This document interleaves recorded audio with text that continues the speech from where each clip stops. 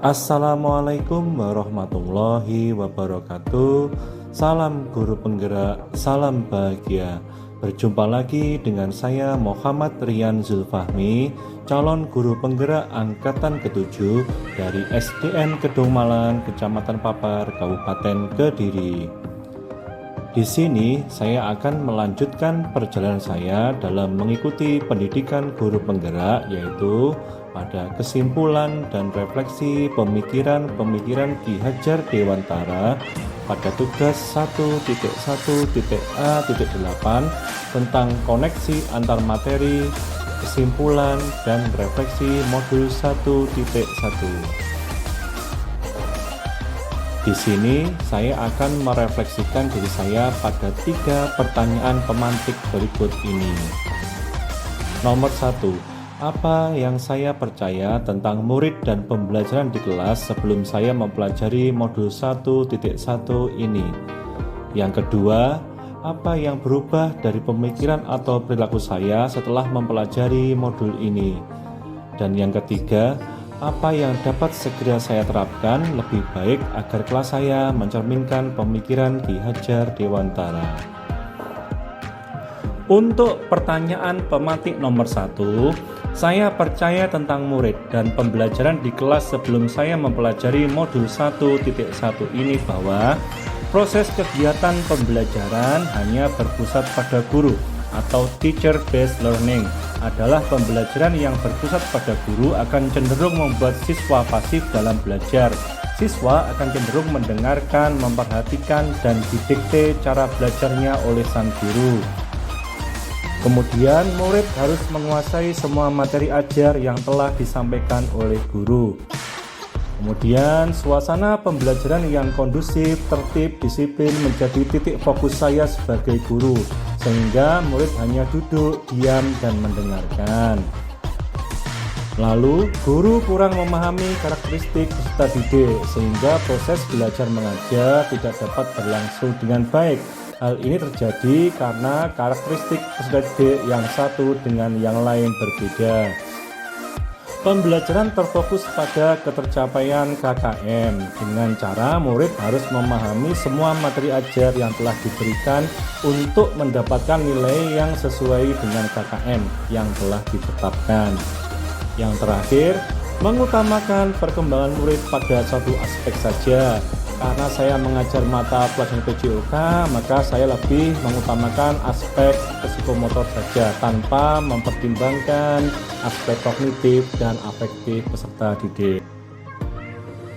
Setelah saya mempelajari modul 1.1 yang berubah dari pemikiran atau perilaku saya antara lain, yang pertama adalah merubah pemikiran, yaitu pembelajaran berpusat pada peserta didik atau student center learning, yaitu sebuah proses untuk mendorong siswa agar terlibat aktif, kreatif, dan berpikir kritis dalam kegiatan pembelajaran. Kemudian setiap murid memiliki karakteristik yang berbeda. Pendidik ibarat petani atau tukang kebun yang merawat sesuai kebutuhan dari jenis tanaman yang berbeda-beda agar dapat tumbuh dan berbuah dengan baik. Seorang pendidik harus dapat memahami dan menghargai setiap perbedaan karakteristik peserta didik. Menyadari bahwa guru bukan satu-satunya sumber belajar, karena masih ada sumber belajar yang lain seperti buku dan lingkungan sekitar. Guru bukan satu-satunya penguasa kelas, perlu adanya kolaborasi yang baik dengan kepala sekolah, orang tua murid, dan lingkungan. Yang kedua adalah merubah perilaku, yaitu mengintegrasikan permainan tradisional dalam setiap kegiatan pembelajaran agar anak bergembira dengan tujuan motivasi peserta didik dapat meningkat. Menciptakan situasi pembelajaran yang nyaman, menarik, dan menyenangkan. Kemudian memberikan kebebasan belajar kepada peserta didik untuk belajar dan menyelesaikan tugas sesuai dengan minat, bakat, dan potensi masing-masing peserta didik. Hal ini merupakan merdeka belajar.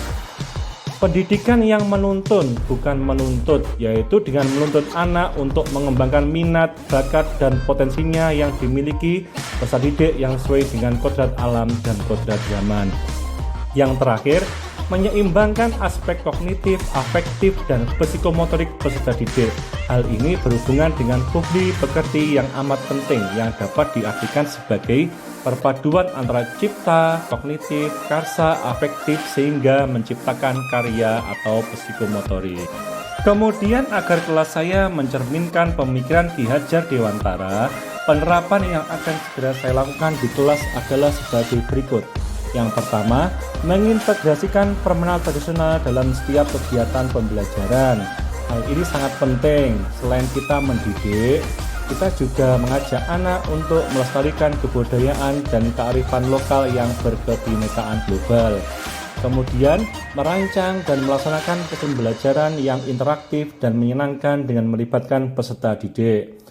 Lalu, menerapkan merdeka belajar dengan memerdekakan anak dalam belajar agar terwujud profil pelajar Pancasila dengan 6 ciri utama, yaitu beriman, bertakwa kepada Tuhan Yang Maha Esa dan berakhlak mulia, berkebinekaan global, bergotong royong, mandiri, bernalar kritis, dan kreatif.